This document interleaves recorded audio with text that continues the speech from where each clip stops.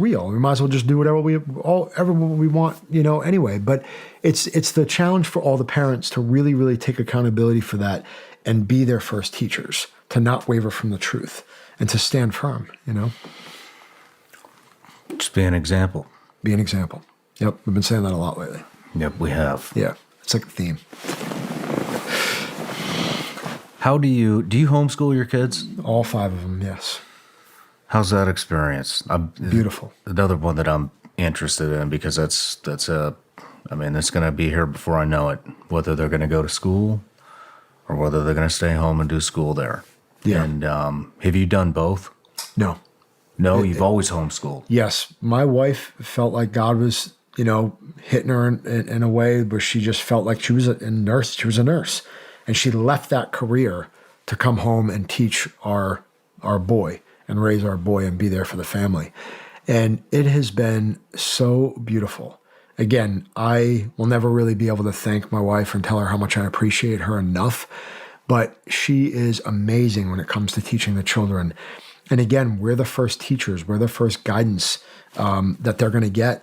And so having that structure in the home is so awesome. There's a level of flexibility to it. I mean, we can literally up and go wherever we want, whenever we want. If we're like, hey, let's go do a field trip to Williamsburg or go look at Fredericksburg, one of the battlefields, we can literally jump in the car and go. That's the field trip for the day. And we all learn. And we're doing that more and more and more. We're evolving. We're getting better at the whole idea of this interaction too. But as far as the homeschooling goes, we are sitting down with them every day and we're teaching them. I'll come in at certain points where there's challenges. I'll try to help them problem solve. So we both get a different view on how we're giving them the tools they need to solve these problems. They get basic education. I mean, my kids are to the point now where they're looking at the public school buses as like a prison bus. That's what they call it, the prison bus, because they're done with their schoolwork before the bus even shows up. So like literally they've crushed their schoolwork before it goes down the street. So they're starting to recognize like, oh, okay, we can get a lot done and be efficient. There's a lot of waste in public schools. There's a lot of wasted movements. There's a lot of wasted energy. And one of the biggest things that I was telling you that hit me like a lightning bolt about the public school systems, that they're not properly giving our kids the fiscal responsibility and financial understanding and education that they need in order to be successful, to experience financial freedom. But the most important is that there is no structured way that our public school systems are teaching our kids how to love one another. And when my wife told me that, I was like, whoa, that is deep. Because all these kids are confused and lost and treating each other like garbage. And it's like, what are we doing we owe that to these children.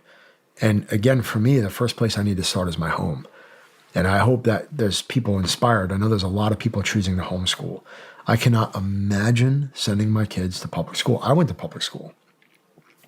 And right now, because it's being used as a weapon, unfortunately, for a lot of people and a lot of teachers to intoxicate our children with their ideologies and their ideas and their truths, and it's throwing our culture upside down because we're getting fragmented from the inside out.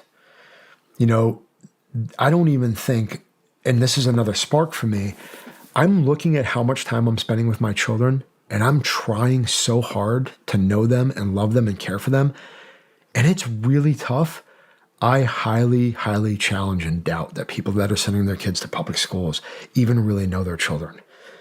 They're spending so much time away at work, separated from their kids. They come home, they do homework, they check out, they go on the computer, they're on their iPads, they go to bed and they do it again.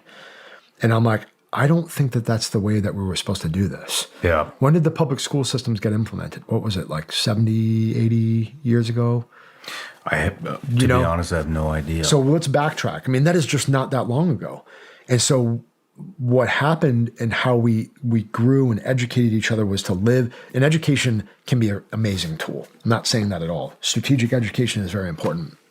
But the idea that we're kind of sending our kids off, expecting the world to raise them and then come back the right way, I think that we're just missing an extreme valuable opportunity to really take ownership in that process. Even us, our own lives, we're going out of the house to go chase this dream, separated from our children. And one of the things that pains me the most, it's actually insulting at this point when I hear somebody say it. But people will say, oh yeah, we're raising up to basically send our kids off to college so we can get our freedom back.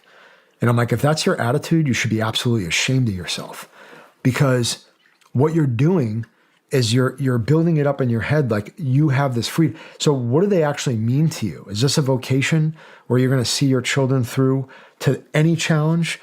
And mostly that's our culture is like, well, I want my freedom back. You go do your thing and you figure it out.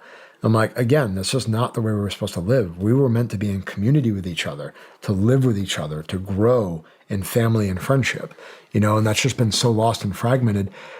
All these issues that you mentioned earlier that you're sick of talking about are because of our family units are broken down. Yeah. The relationship with our church, the relationship with our families, it's broken and it's starting to seep in every part of our society. I think it's beyond starting to. I think it's True. But True. I have a friend. His name's Dean, and he gave me kind of an analogy a couple weeks ago, and because I was asking him about how he raised his daughters, because they are turning out to be very successful at a very young age, and so I asked him, how he did it as a single dad, and he said, well, you have to picture your kids like this. He said, if you put $1 billion in a clear plastic bag, where are you going to put that? And when you think about that, you can't put it anywhere. Right next to you. That's where it goes. And that's where your kids should be. Right next to you, all the time, visibility. And it stuck with me. It made a lot of sense, and because what's the world going to do when they see $1 billion sitting in a clear plastic bag? Are you going to trust anybody with that? Your most prized, valued, the thing that means the most to you? Are you going to stick it in the public school system nowadays? You're going to stick it in daycare? I'm not. Yeah.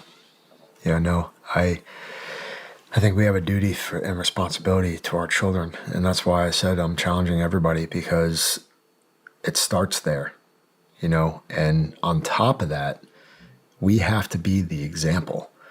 And too often, I always say, kids will push you if you let them, because at every turn, they will hold you accountable.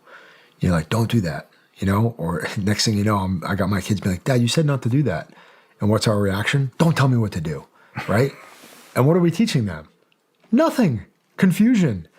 And so there's this beautiful accountability in our home where anything that I implement, I absolutely will take that correction for my children, because I want them to know that they're right. They're implementing something that's true and virtuous and good and useful. And so when they say, hey, Dad,